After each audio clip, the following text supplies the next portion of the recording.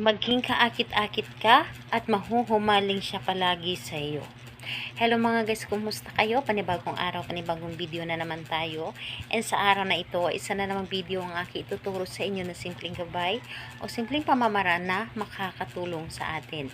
At bago ang lahat, gusto ko lang mag-disclaimer sa mga taong hindi naniniwala at hindi gusto ang mga kagaya nitong video. Please skip this video and maghanap kayo ng videos na gustong-gusto nyo dahil ang video na ito ay para lamang ito sa mga taong naniniwala and gusto mag-try. Sa lahat po ng mga nagko-comment dito sa aking video dito sa loob ng aking channel, mag-ingat sa lahat ng mga nagre-reply sa inyo na dinadala kayo sa kanilang WhatsApp and Imo app upang makaiwas po tayo sa scam. Ngayon po, ituturo ko sa inyo kung paano kayo magiging kaakit-akit sa inyong partner, paano siya mahuhumaling sa iyo.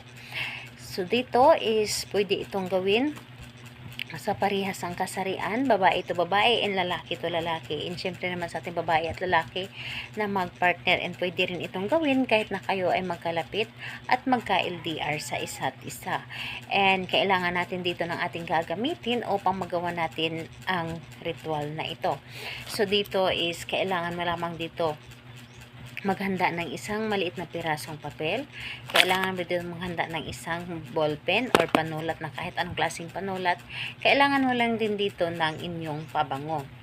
So, pabango po na yung paborito nyo pong pabango.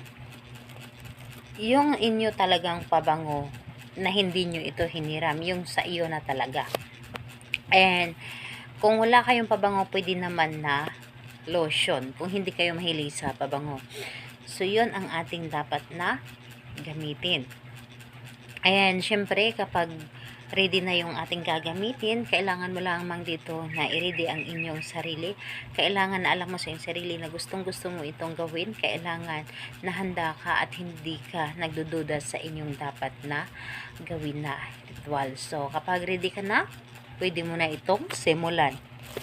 Ang gagawin mo lamang dito, una, dito sa isang maliit na pirasong papel, isulat mo lamang dito ang kanyang pangalan at apelyido isang beses lamang. At kung naisulat nyo na dito ang kanyang pangalan at apelyido, ay kunin ninyo ang inyong pabango at sprayhan nyo lamang ito ng 3 ulit. And kung wala kayong pabango sa sinabi ko na lotion po, is ipahid nyo lamang dito sa kanyang buong pangalan.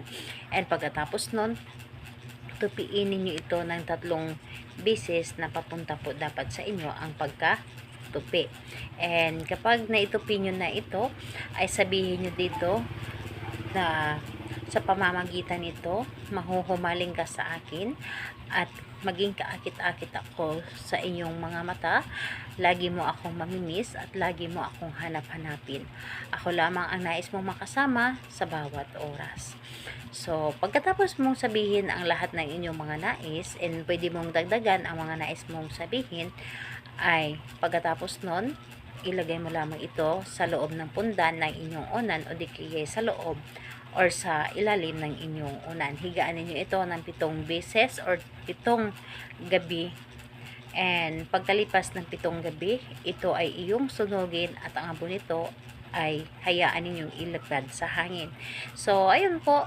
Kahit anong araw at oras, pwede mo itong gawin. Salamat po sa inyo. Bye bye everyone. God bless us all.